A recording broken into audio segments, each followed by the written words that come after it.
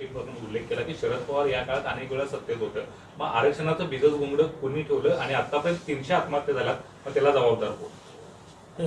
जबाबदारी कोण असा प्रश्न उपस्थित करण्यात पॉईंट नाही, कारण प्रश्न नेहमी संपवण्याकडे जायचं असतं.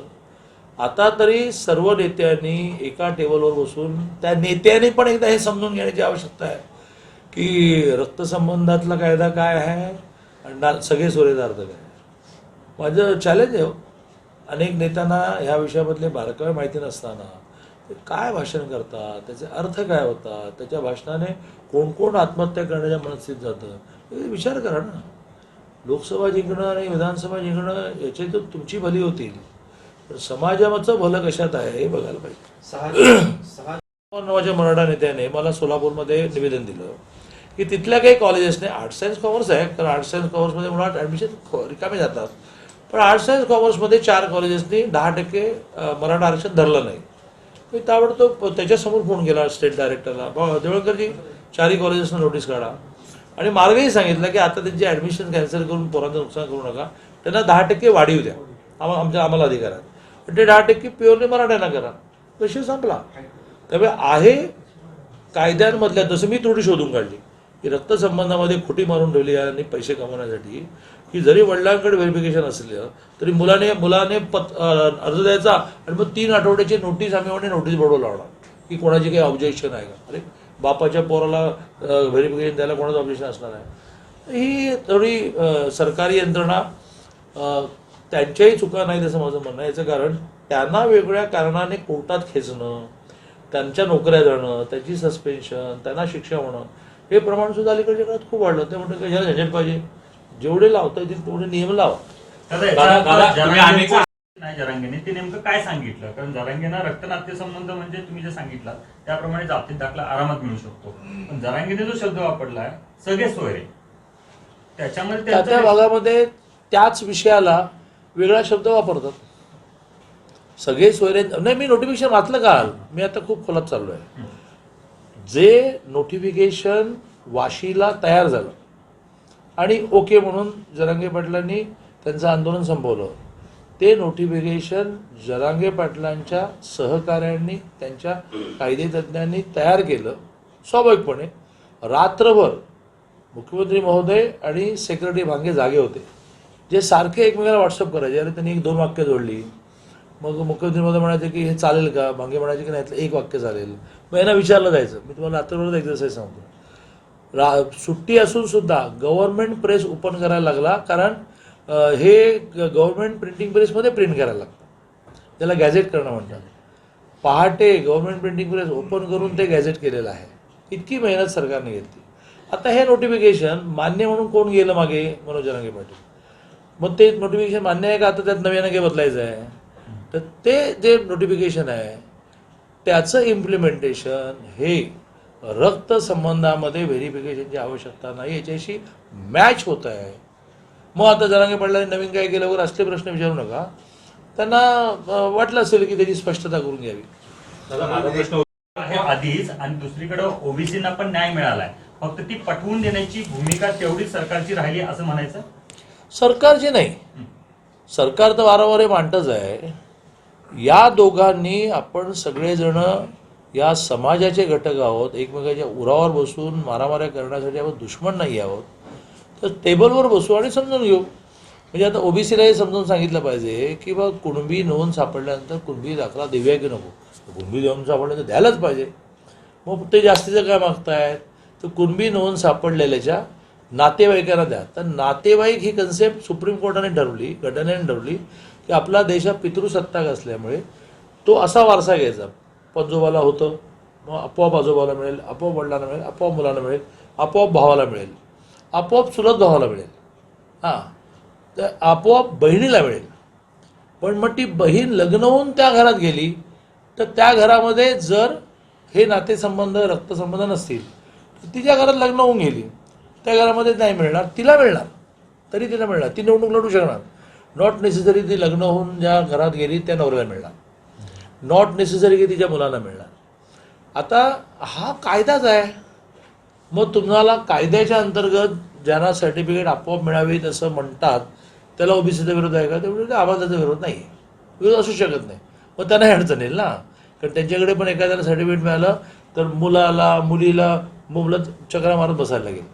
हा सगळ्यांसाठी सोपा कायदा केला आहे देवेंजींनी की रक्तसंबंधामध्ये व्हेरिफिकेशनची आवश्यकताच नाही. मला काल पहिल्यांदा कळलं की त्यांनी इतक्या खुट्या मारल्यात की मी अधिवेशनात ते खुट्या काढून घेतो. दादा, शरद पवार अनेक वेळा टकटक कर ना. आता मराठा समाज असेल किंवा ओबीसी समाजाची आंदोलनं ती पुन्हा एकदा सुरू झाली आहेत. एकीकडं हाके आहे, इकडं जरांगे पाटील आहेत.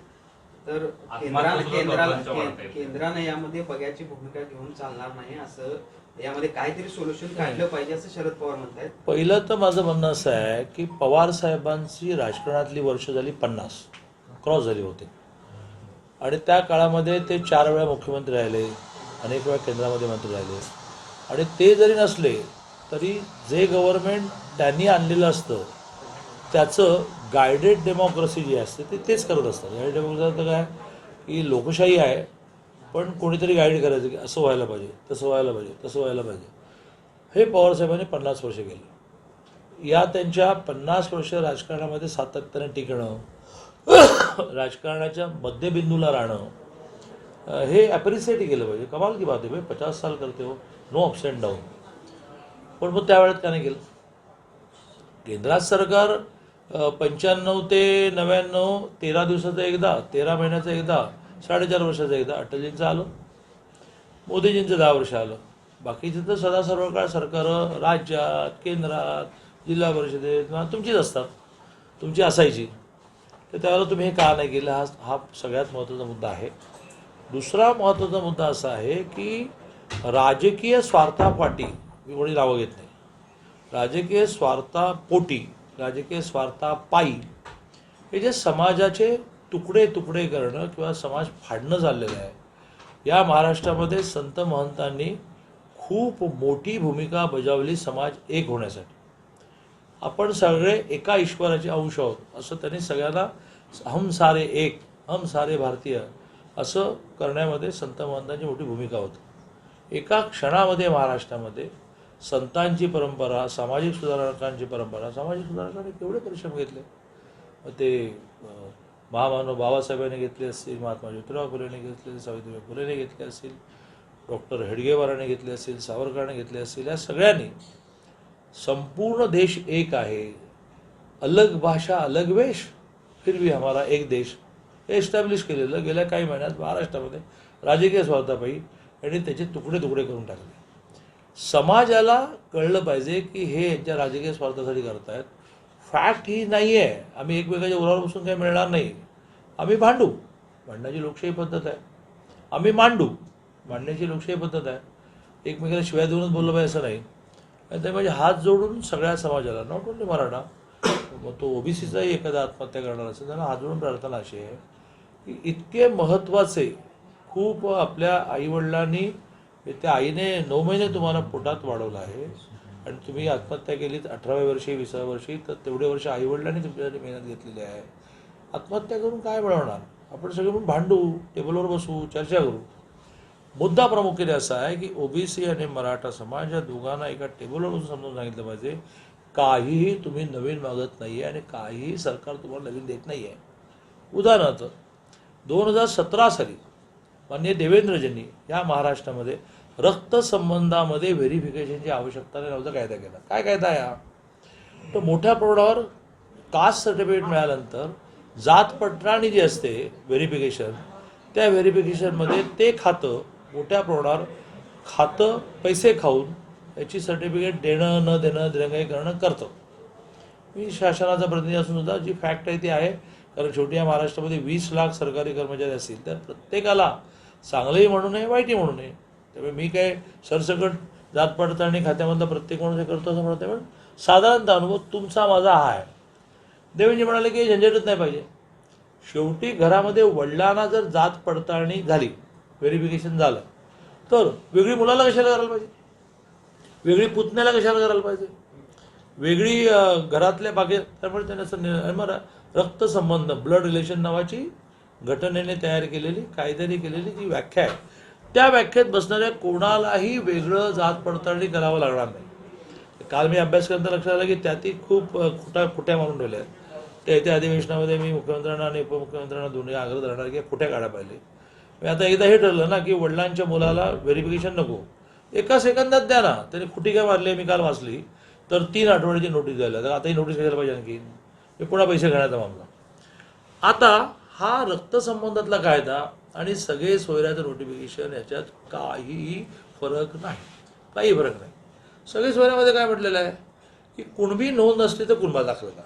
ओके, दाखला मिळाल्यानंतर कुणबी माणसाचं व्हेरिफिकेशन झालं तर त्याच्या रक्तसंबंधामध्ये व्हेरिफिकेशन वेगळं करावं लागणार नाही. दॅट इज कॉल्ड सगळे सोयरे. रक्तसंबंध नावाचा शब्द आणि सगळे सोयरे नावाचा शब्द हे समान आहेत. मग कुणबी समाजाचं म्हणणं आहे का की कुणबी नोंद सापडली तरी त्याला सर्टिफिकेट देऊ नका, असं त्यांचं नाही आहे म्हणणं. त्यांचं म्हणणं की सरसकट सगळ्यांना कुणबी करू नका, सरसकट सगळ्यांना कुणबीचे व्हेरिफिकेशन देऊ नका. नाही देता येत नाही, कोर्टात टिकणार नाही तो. जातीच्या संबंधात, दाखल्याच्या संबंधात सुप्रीम कोर्टापर्यंत मॅटर चालतं. नोंदणीकरणांचं सुप्रीम कोर्टापर्यंत चाललं, आणखी 10 सुप्रीम कोर्टापर्यंत चाललं. आपल्या देशामध्ये खूप गोष्टी चांगल्या झालेल्या आहेत, जसं मिलिटरी चांगली चाललेली आहे, तसं अशा प्रकारच्या अन्यायाच्या विरुद्ध थेट सुप्रीम कोर्टापर्यंत दाद मागता येते, न्याय मिळतो. आणि त्यामुळे एकदा ओबीसीचे नेते, मराठ्यांचे नेते, ओबीसीचे वकील, मराठ्यांचे वकील, सरकारचे प्रतिनिधी आणि सरकारचे वकील अशी एक 20-22 जणांची मोठी झाली की ती सभा होते, मग ती बैठक होत नाही, ती मिटिंग होत नाही. पॉवर पॉईंट प्रेझेंटेशनने मी माझ्या माणसांना कामाला लावलं आहे. मला 2 दिवसामध्ये चार्ट मिळणार आहे. रक्तसंबंधामध्ये हे आहे, सगळे सोयरेमध्ये आहे. रक्तसंबंधामध्ये हे काय उलटं करू, सगळे सोयरेमध्ये हे मागितलं रक्तसंबंधामध्ये आहे, सगळे सोयरेमध्ये हे मागितलं रक्तसंबंधामध्ये आहे. अरे कशासाठी भांडताय? गैरसमजावर भांडतात आणि हे गैरसमज तेल घालून ती आग प्रज्वलित करण्याचं काम राजकीय नेते करतायत, स्वतःच्या स्वार्थासाठी करतायत. त्यांना हे कळत नाही आहे की हा भस्मासूर आहे, तो भस्मासूर शेवटी तुम्हाला पण जाणार आहे. आणि त्यामुळे माझी समाजाला विनंती आहे, माझी नेत्यांना विनंती आहे, आणि या विषयामध्ये भांडण्यासारखं काही नाही. आता अनेक